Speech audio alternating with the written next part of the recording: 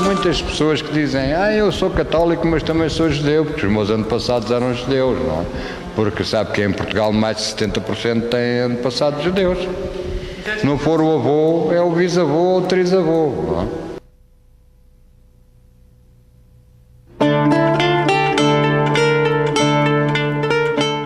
Esta viagem começa no extremo sul de Portugal, onde o mar é azul e frio, as casas brancas e os visitantes vêm dos países do norte da Europa, atrás de calor e boa comida.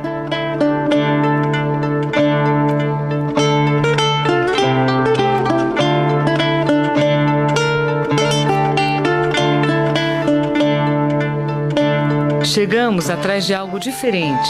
Num misto de expectativa e curiosidade, entramos em Portugal por terra, vindas de Sevilha, na Espanha. Quem sabe, fazendo o mesmo trajeto que há mais de 500 anos fizeram milhares de homens, mulheres e crianças, em busca de um lugar onde pudessem simplesmente viver.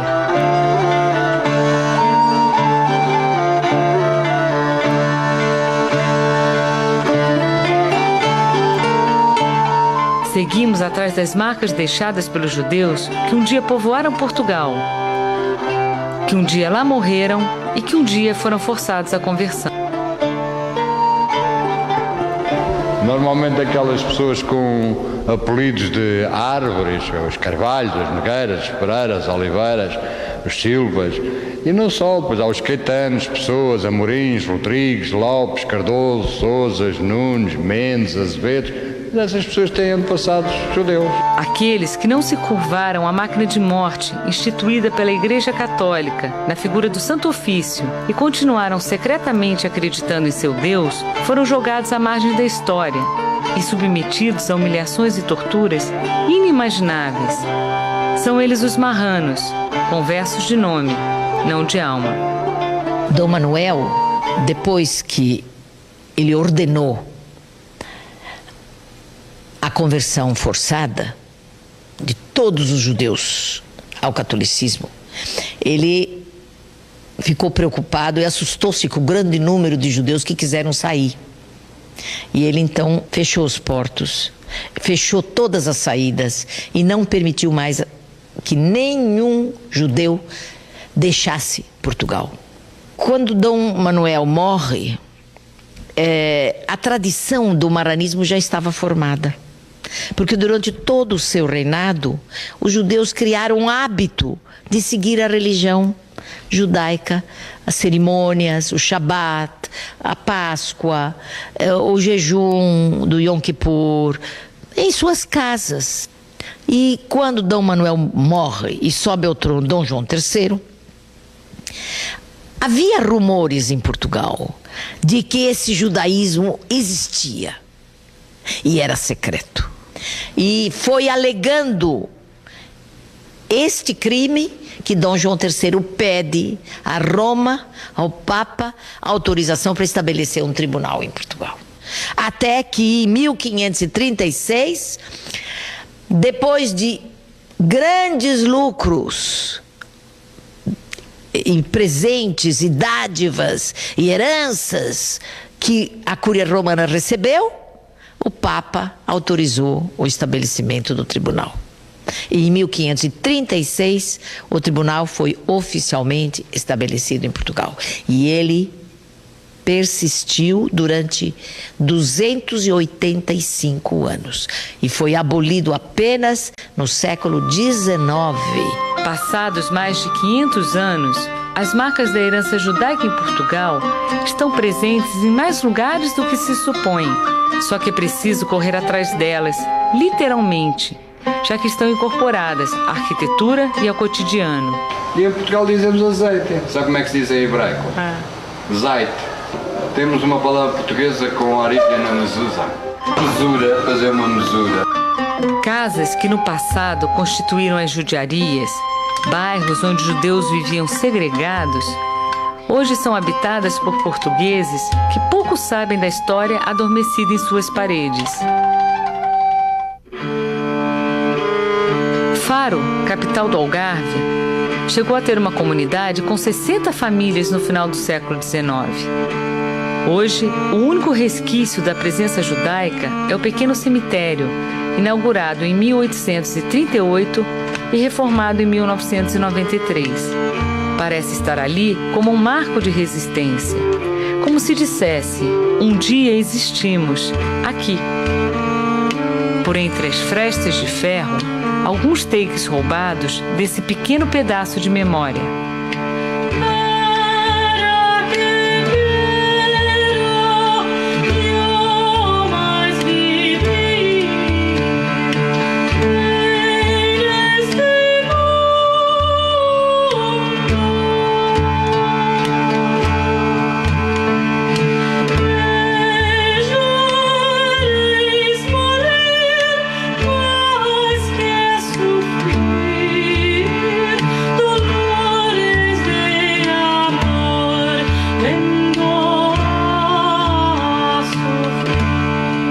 Deixamos a costa e adentramos o país pelas planícies do Alentejo. Quanto mais nos aproximamos da fronteira com a província de Cáceres, mais indícios encontramos dos judeus expulsos de Espanha em 1492 que fugiram para Portugal. Referências que resistiram ao calor das fogueiras permanecem nos nomes de ruas e bairros, nos umbrais das portas.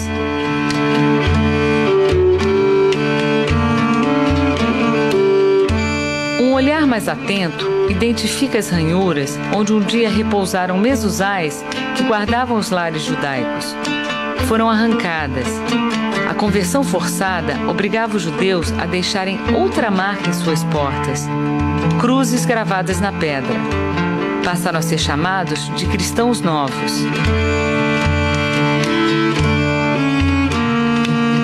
Dom João II fez uma coisa mais horrorosa ainda. Ele mandou tirar todas as crianças de 2 a 10 anos dos pais judeus e mandou todas essas crianças para a ilha de São Tomé, que eram chamadas as ilhas desertas, que eram desabitadas, onde ele mandava os piores criminosos, e uma ilha onde só havia répteis e animais selvagens. Samuel Usque, um dos cronistas judeus do século XVI, ele conta que essas crianças foram comidas pelas feras. Mas esse fenômeno de tirar as crianças é muito comum na história de Portugal.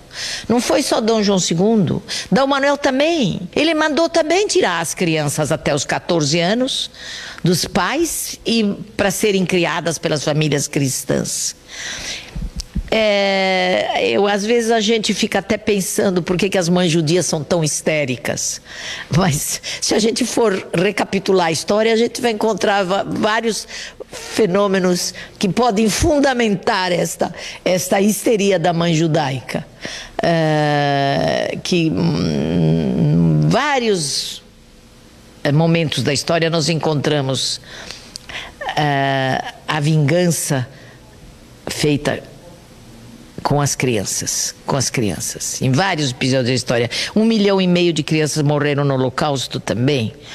Não é? Quer dizer que você vê que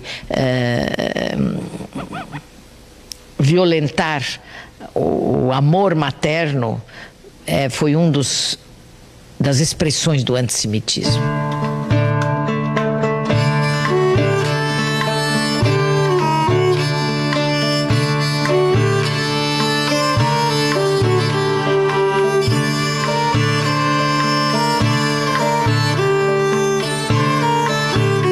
Na cidade de Évora, que recebeu o título da Unesco de Patrimônio Mundial, existiu uma das maiores judiarias do país. Hoje, os vestígios do bairro judeu podem ser encontrados logo que adentramos as muralhas que cercam a cidade velha.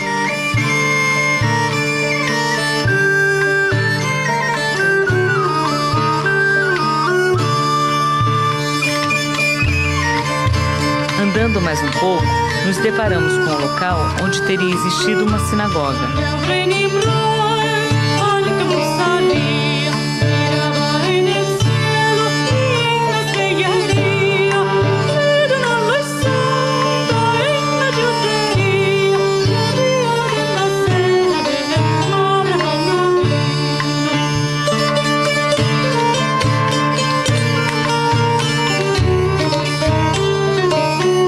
Esta placa, na travessa de cima, marca o local onde possivelmente se erguiam as portas da judiaria.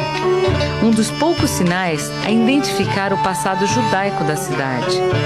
Curioso que esses resquícios sobrevivam há centenas de anos, como que perdidos na paisagem. Os habitantes pouco sabem deste pedaço da história e vamos descobrindo os locais, por obra do acaso e sorte. Em frente ao Museu de Évora, ergue-se o edifício onde um dia funcionou o Tribunal da Inquisição e o Palácio do Inquisidor. Sobre a porta resiste o escudo da Inquisição, a cruz ladeada pela espada e pelo ramo de oliveiras.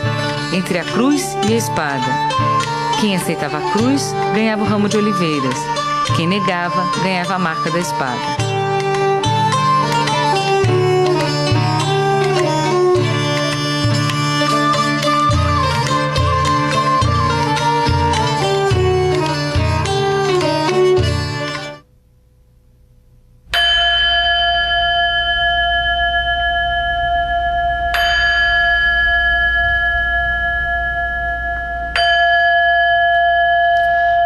Voltamos um pouco mais no tempo e entramos no século XII pela cidade de Tomar. A cidade foi sede da mais conhecida organização militar religiosa da Idade Média, os Cavaleiros Templários.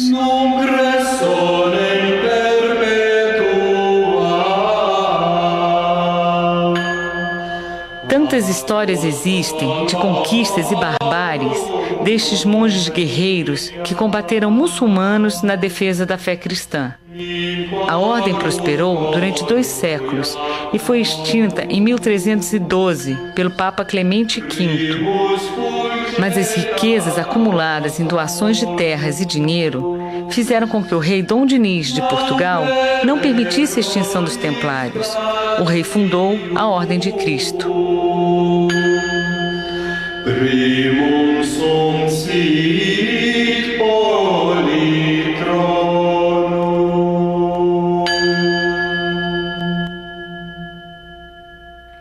No castelo de Tomar ainda resiste a imponente austeridade dos Cavaleiros do Templo, com seus mistérios que até hoje fascinam milhares de pessoas no mundo inteiro.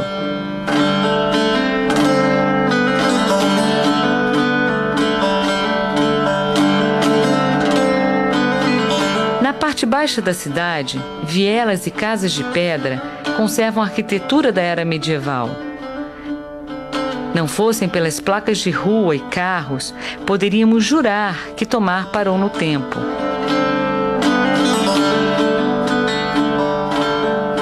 Os judeus chegaram por aqui no século XIV e logo se tornaram uma comunidade próspera. Construíram uma sinagoga entre 1436 e 1460. Mas, como em todo Portugal, também foram expulsos ou forçados à conversão no final do século XV, pelo Edito de 1496. Durante 5 séculos, a velha sinagoga foi profanada das mais diversas formas. Transformou-se em cadeia, depois em igreja e no início do século XX era um armazém. Foi nesta época que o engenheiro de Minas Samuel Schwartz, um judeu polonês que se estabeleceu em Portugal, comprou o edifício, resgatando assim a memória judaica de Tomar. Nos dias de hoje, a Sinagoga de Tomar é o templo judaico mais antigo de Portugal. Nela funciona o Museu Luso-Hebraico Abrão Zacuto, homenagem ao grande sábio português, um dos mais notáveis intelectuais do século XV. A sinagoga recebe milhares de visitantes todos os anos e se mantém em excelente estado de conservação graças ao empenho de um marrano que dedica sua vida a cuidar do templo. Luiz Vasco nos conta um pouco da história deste lugar sagrado. Foi construído por volta de 1438 e tem 4 colunas, porque normalmente os judeus sefarditas, mas mais os judeus portugueses, construíam sinagogas com 4 colunas em honra das 4 matriarcas, das 4 mães de Israel. A Sara, a outra a Rebeca, lá atrás as 2 irmãs, a Lia e a Raquel. que eram filhas de Labão e casaram com Jacó.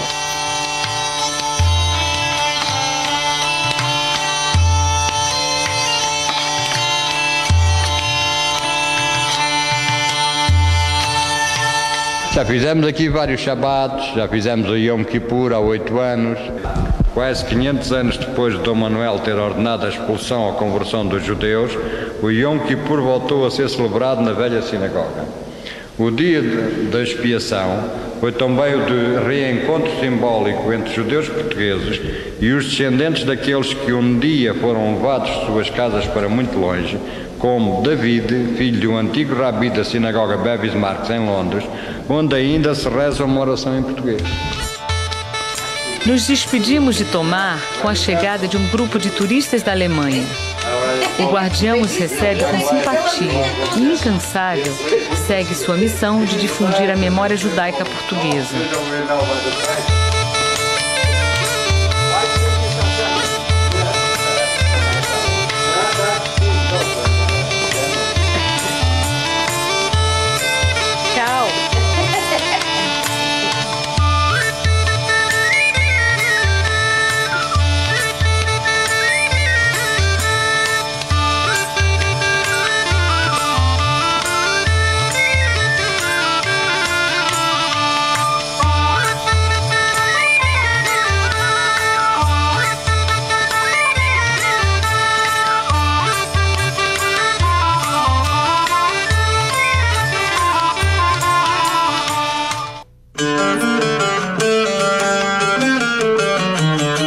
Chegamos a Castelo de Vide, a menos de 1 hora da fronteira com a Espanha.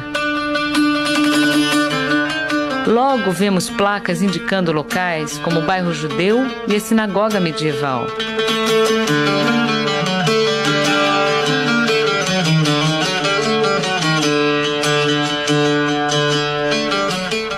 Em Castelo, somos guiadas pelo acaso.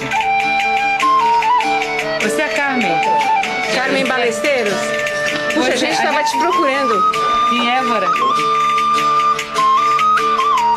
A professora Carmen Balesteiros é a mais importante autoridade em arqueologia judaica em Portugal.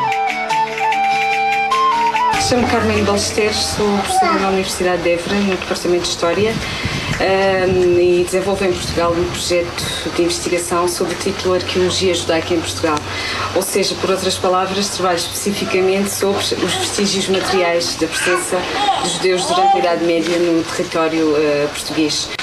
E, sobretudo, alguns vestígios têm a ver com pequenas marcas registadas nas ombreiras das portas, nomeadamente no que diz respeito às cruzes marcadas em ombreiras de porta nos bairros judaicos medievais como forma de cristianização desse espaço. Portanto, a minha investigação tem a ver com essas questões, vestígios materiais, espaços de vida e espaços de morte até 1496 e desde os vestígios materiais mais antigos da presença de judeus na Península Ibérica, que neste momento são do século II depois de Cristo.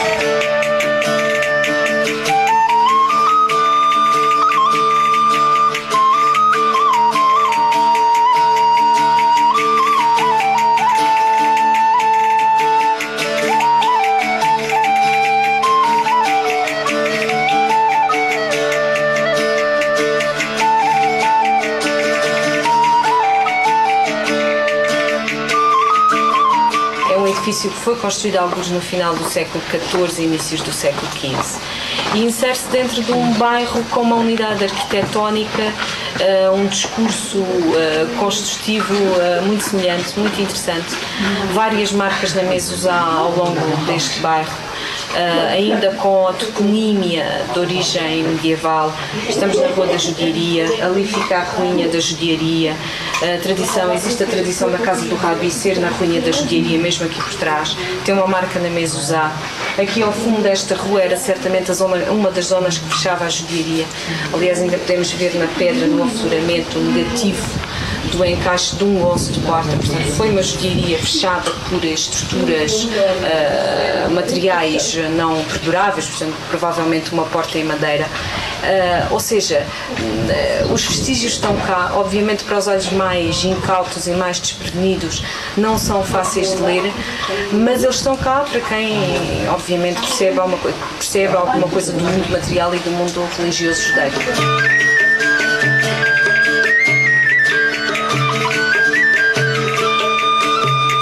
No final da conversa, um convite para atravessar a fronteira e conhecer em primeira mão sua mais recente descoberta, a Sinagoga de Valência de Alcântara. Em menos de uma hora, chegamos ao nosso destino.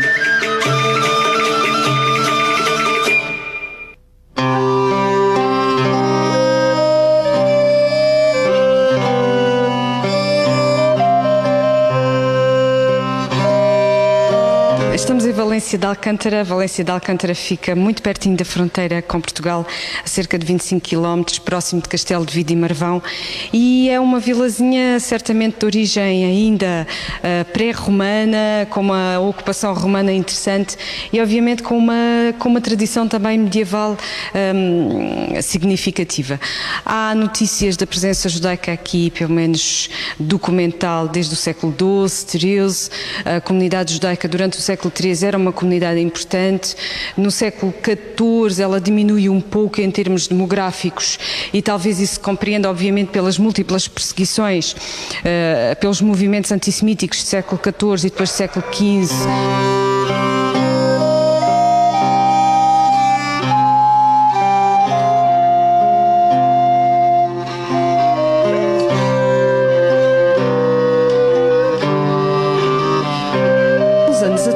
Quando visitávamos Valência de Alcântara, chamou-nos a atenção este edifício, sobretudo porque as pessoas daqui diziam que era a Iglesia de los Judíos. A Iglesia de los Judíos, coisa tão estranha, judeus com a Iglesia, mas enfim, obviamente viemos cá ver.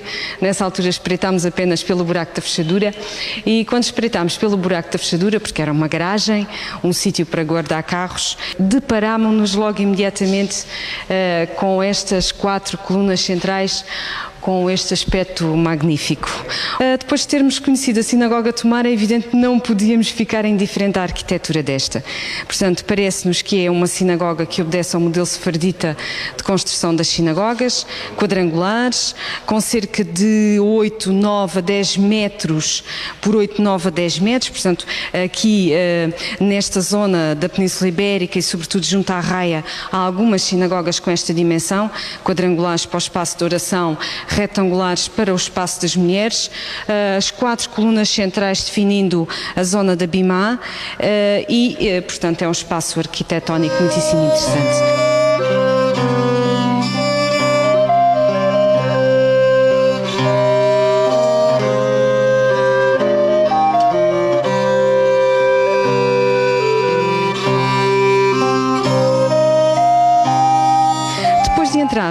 Verificámos também, como podereis observar, que é exatamente na parede sudeste que se encontra a rocha viva, que se encontra uma rocha.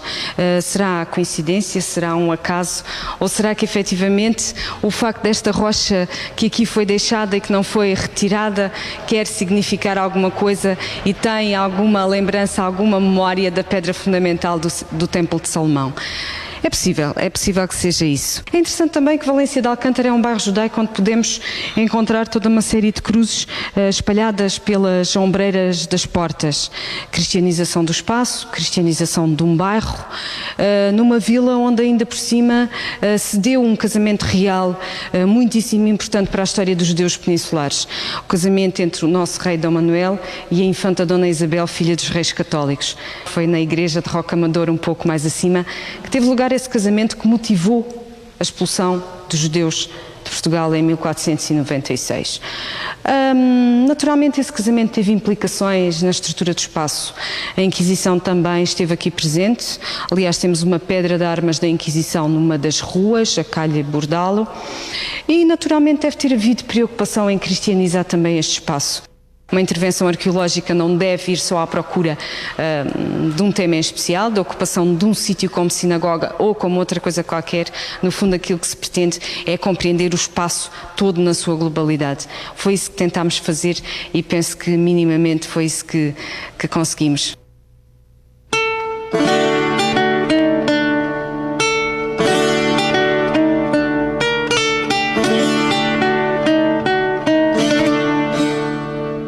De volta ao território português, avistamos Marvão. A cidade impõe na paisagem ares de fortaleza.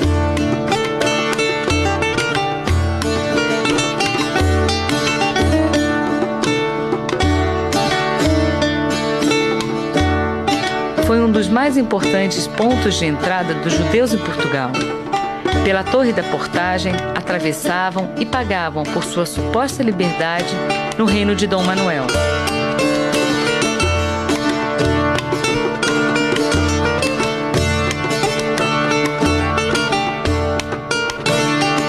O número é bastante impreciso. Calcula-se que entre 15 mil e 120 mil judeus cruzaram a fronteira fugindo da Inquisição Espanhola. É preciso tomar muito cuidado quando nós falamos de Sefarat. Sefarat não é só Espanha. Sefarat são também judeus portugueses, porque quando os judeus da Espanha entraram em Portugal, já havia judeus portugueses residentes em território lusitano. Havia, pode-se dizer, aproximadamente 30 mil judeus vivendo em Portugal quando chegaram os da Espanha. 30 mil a 50 mil. É impossível a gente precisar o número. Se chegaram 120 mil, ou digamos 100 mil, então, no mínimo 150 mil judeus passaram a viver em Portugal. Nessa época, a população de todo Portugal era 1 milhão. Então você veja, 15% da população seria de origem judaica, que vive nas cidades, que tem profissões importantes, que são cientistas, profissionais liberais, que são mercadores, homens ligados ao comércio internacional. Essa camada de gente representa 10, 15% de uma população. Isso é uma coisa extraordinária. Então imagine, Portugal no século XVI, ele tinha 15% da população era judaica.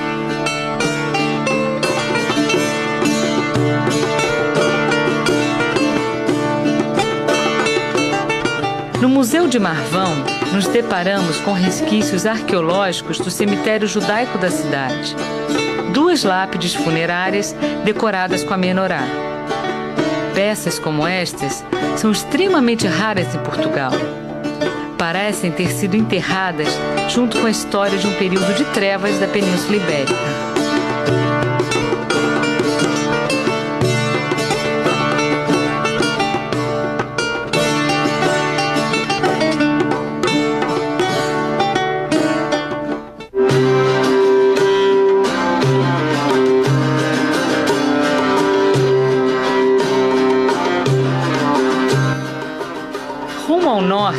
Tomamos o caminho da cidade de Guarda.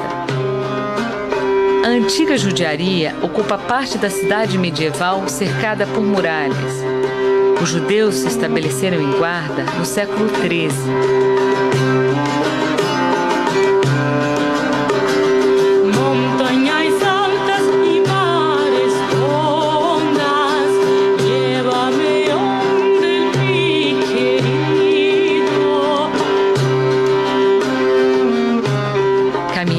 Por ruas estreitas e casas de pedra que parecem adormecidas no tempo. Llévame onde mi amor, el que me dé consolación. Passados mais de 500 anos, os locais permaneceram, mas os judeus se foram.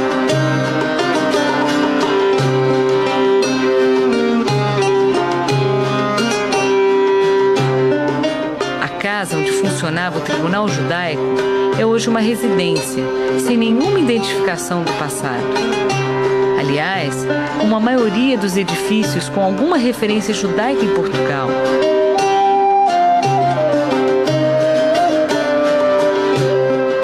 É preciso ter olhos atentos para descobrir as marcas da história.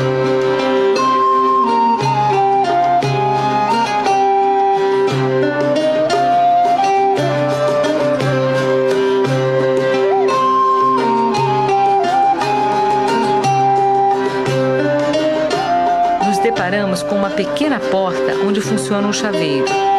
No umbral, a cruz esculpida na pedra é a marca da residência, outrora judaica e hoje cristã.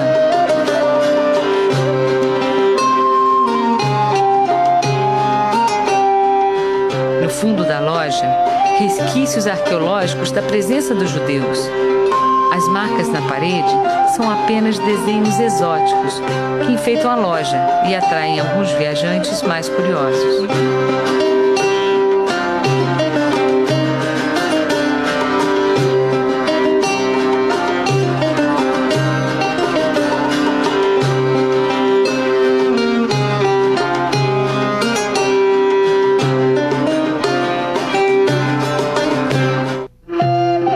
Seguimos viagem para Belmonte.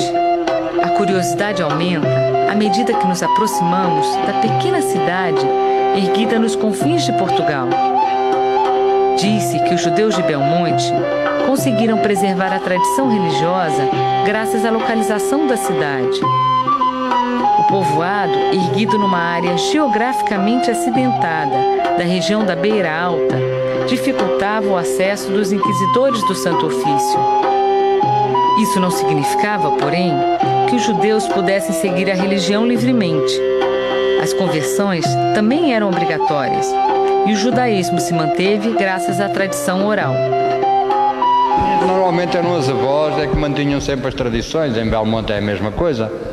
As velhinhas é que mantêm a tradição, não são os homens. Eram tradições orais, não é? Porque não podiam ter papéis escritos, nada, tinham que decorar. Tinha que ser oral. Assim, Belmonte abrigou o mais importante núcleo de marranos do país, o único do mundo. O inusitado desta comunidade judaica é que sua existência só foi revelada depois da Primeira Guerra Mundial, pelo judeu Samuel Schwartz, que a descobriu por acaso. Foi na década de 20 que um engenheiro de Minas foi trabalhar no norte de Portugal, numa região Covilhã, Belmonte, e ele, pela primeira vez, divulgou uma notícia que era completamente desconhecida para o mundo: a existência de uma comunidade de judeus secretos. E ele percebeu que às sextas-feiras as ruas se esvaziavam.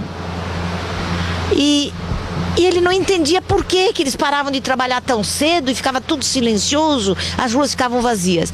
Ele perguntou a esses operários e os operários relutavam em responder, não respondiam, até que ele conseguiu a confiança de um e ele disse: é porque nós somos judeus. E sexta-feira é o dia que as mulheres lavam a casa, limpam a roupa, limpam tudo, é o nosso Shabat. E aí é que Samuel Schwartz penetrou na casa deles e descobriu que eles sabiam orações que vinham sendo transmitidas oralmente há 200, 300 anos.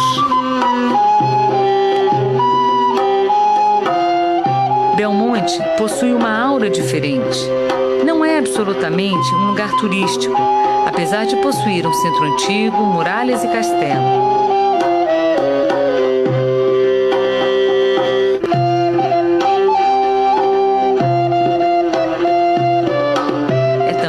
Cidade natal de Pedro Álvares Cabral, descobridor do Brasil e descendente de uma nobre família da terra.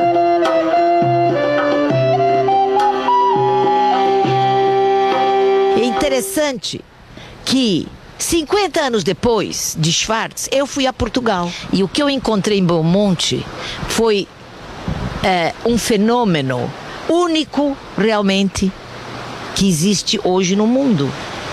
Porque nós não conhecemos nenhuma outra comunidade secreta de marranos. É interessante que quando eu cheguei à vila, eu perguntei a várias pessoas se eles sabiam se havia cristãos novos na vila. E eles não queriam responder. Não me respondiam, viravam, ficavam quietos e não respondiam. Foi aí que eu entrei numa loja de tecidos e um homem estava vendendo uns tecidos e eu cheguei perto dele e perguntei a ele: o senhor sabe se existem cristãos novos nesta vila? E ele não quis me responder também. Aí eu disse a ele: o senhor sabe que hoje existe um Estado livre, Israel, que toma conta dos judeus? Eu vim de lá agora. Quando eu disse isso, o homem imediatamente parou e ele então me disse que ele era um cristão novo também. Mas que ele não era aceito na comunidade, porque ele tinha casado com uma cristã velha. Mas ele sabia como é que eu devia fazer, o que eu devia fazer para chegar a entrar nessa comunidade. E foi ele realmente que me introduziu e que me indicou o caminho.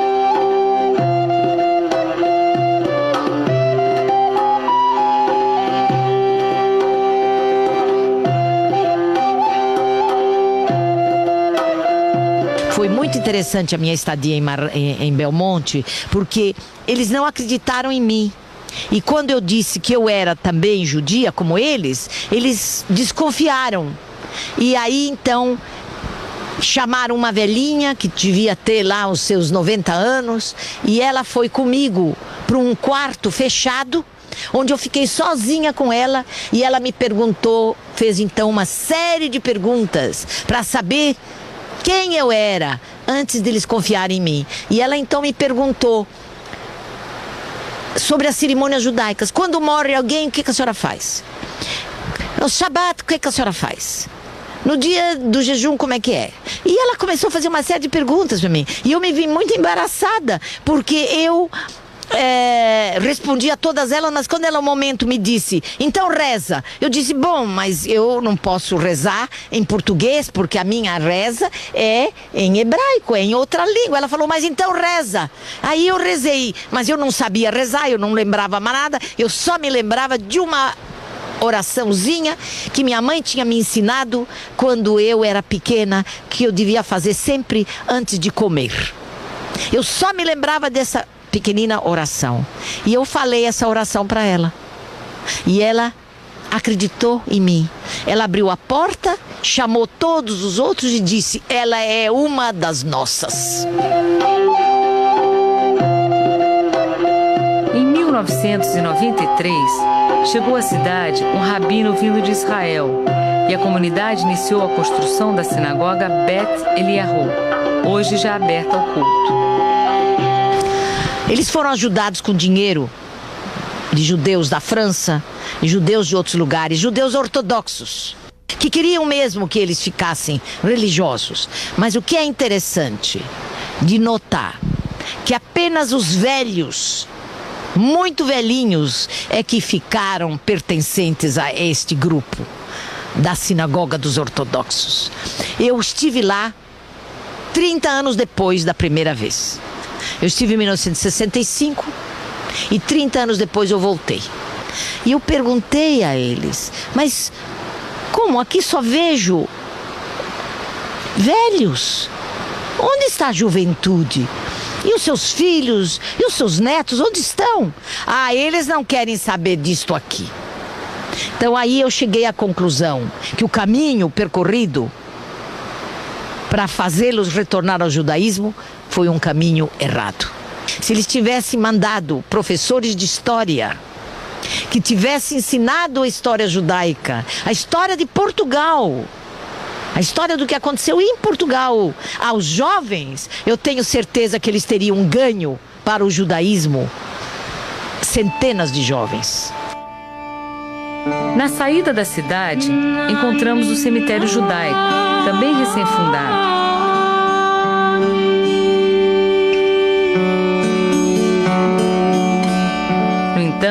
O que nos chama a atenção é o pequeno cemitério na parte antiga da cidade.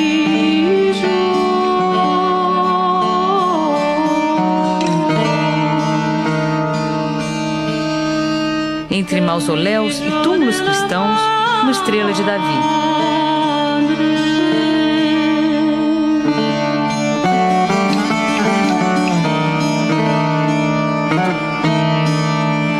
Portugal é um dos poucos lugares no mundo onde encontramos judeus e cristãos enterrados lado a lado.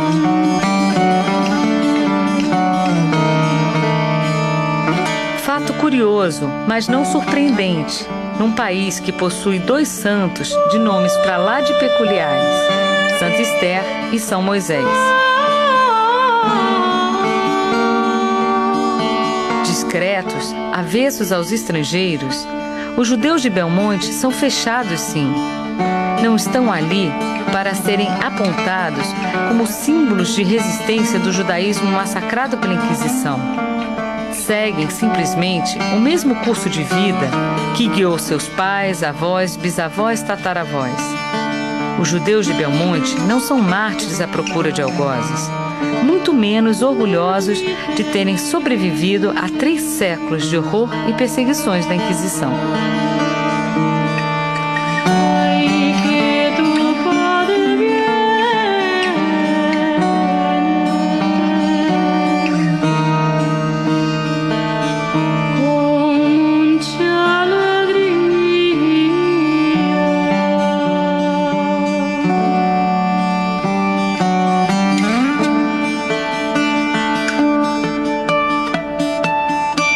Foi isso que ficou daquela fantástica comunidade judaica de Portugal.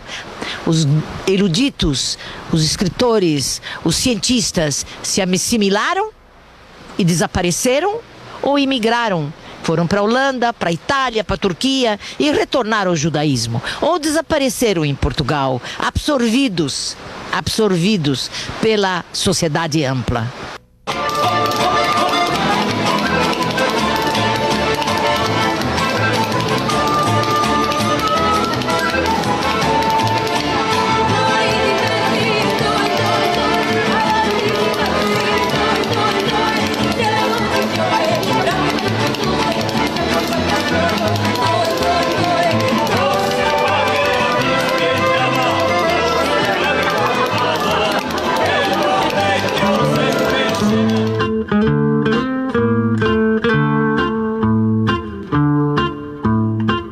Chegamos à cidade do Porto, capital do Norte.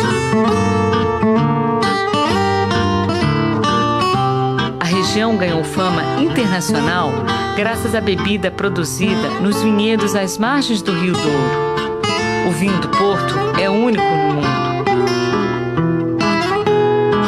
Durante a Idade Média, a vocação comercial da cidade atraiu os judeus, fazendo do Porto um dos maiores centros ocupados pela comunidade.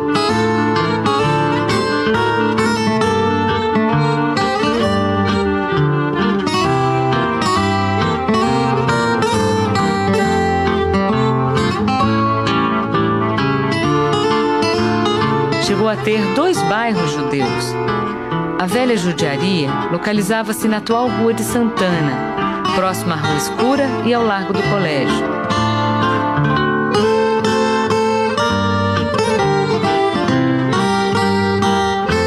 No final do século XIV, Dom João I cedeu uma área para a construção da nova judiaria, hoje situada nos arredores do Mosteiro de São Bento e da Rua de Belmonte.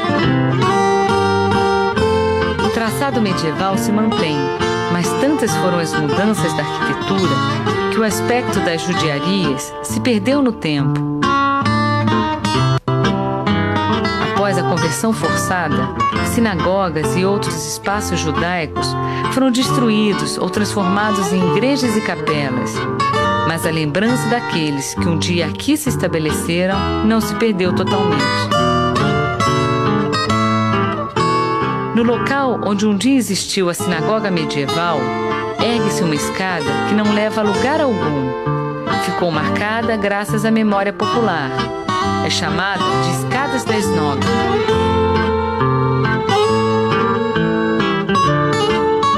Hoje, o porto possui uma sinagoga de arquitetura moderna, construída em 1929.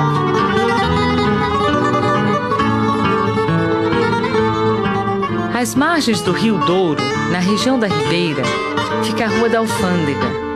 O local abrigava armazéns e casas comerciais dos judeus.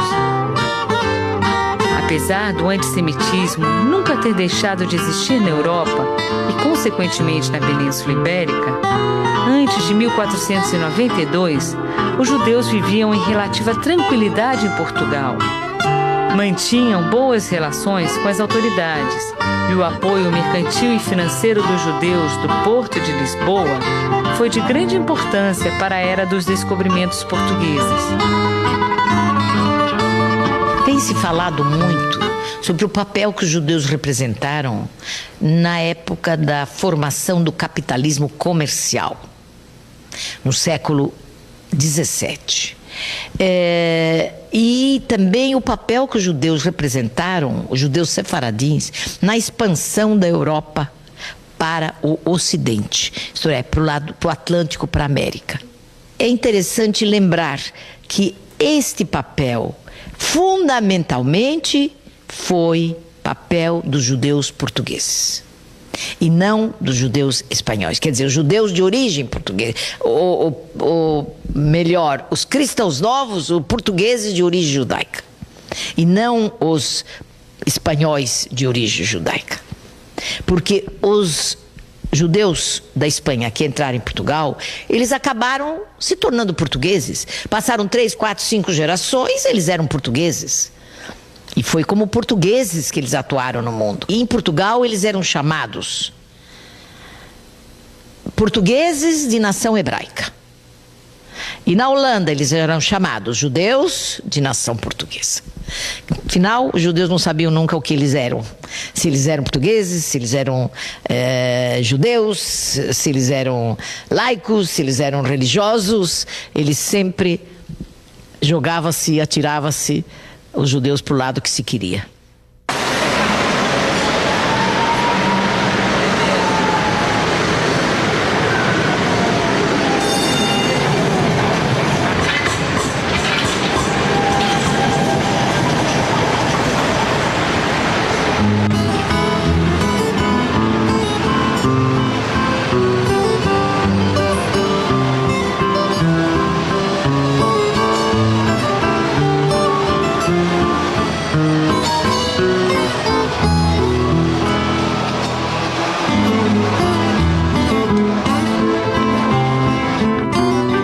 Do Porto, Lisboa, capital do país, foi o grande centro de confluência dos judeus fugidos de Espanha.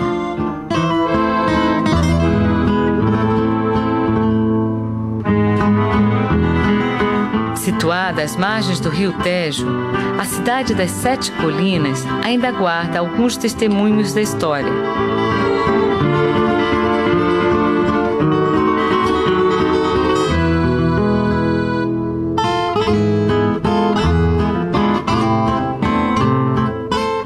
Estreitas ruas de Alfama nos transportam ao Portugal do século XV.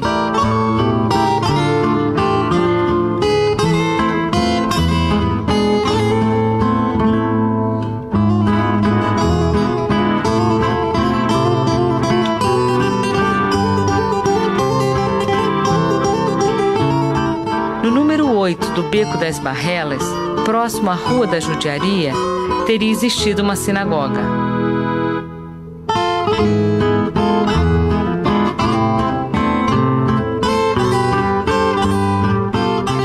Um dos mais conhecidos pontos turísticos da cidade é a Praça do Rocio. A história deste espaço monumental não pode jamais ser dissociada da trajetória dos judeus em Portugal. A praça foi cenário dos temidos autos de fé, cerimônias onde os judeus recebiam publicamente penas que iam desde a humilhação de usar trajes que os identificassem em qualquer lugar até a mais terrível das punições, arder na fogueira. Os autos de fé eram espetáculos de massa, era o divertimento, era o circo daquela época, onde, com a maior pompa, se realizava essa cerimônia de condenação aos hereges. Mas o que é interessante, que nesses autos de fé havia sempre um importante pregador, que ficava durante horas fazendo os seus sermões. E olha, interessante que nesses sermões, o que se acusava principalmente, e o que se mencionava, não eram sodomitas, não eram homossexuais, não eram bígamos, não eram feiticeiras, eram os judeus. Não é aquele herege que praticou o judaísmo em segredo a quem o sermonista se dirige, mas ele se dirige contra todo o povo judeu. Quer dizer, um antissemitismo moderno, não é o antissemitismo medieval que queria que todos os judeus se convertessem apenas. É um antissemitismo moderno contra o povo, contra a existência de um povo. Portugal tem hoje uma população de 8 milhões de habitantes. A comunidade judaica não chega a 3 mil pessoas. A maior parte veio do Marrocos, norte da África, e de países europeus.